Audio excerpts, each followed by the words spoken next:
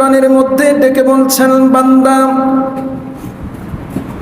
তোমাদের জন্য আমি নামাজ ফরজ করেছি, তোমরা নামাজ পড়ো।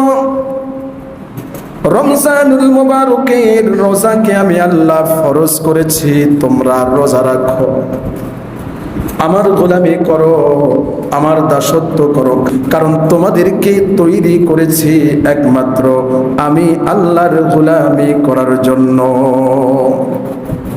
আল্লাহ বলেন, কিন্তু বান্দা তোমরা জানো নি বান্দা আমি আল্লাহ কি করি। এই বান্দা শোনো, আমি আল্লাহ কি করি। ইন্নাল্লাহা ওয়া মালাইকাতাহু ইউসাল্লুনা আলান নবী, আমি আল্লাহ রব্বুল আলামিন আমার আরশের মধ্যে বসে বসে আমার নবী মুহাম্মদুর রাসূলুল্লাহর উপর দরুদ পড়ি, আমার নবীর প্রশংসা আমি আরশের মধ্যে করি। বলেন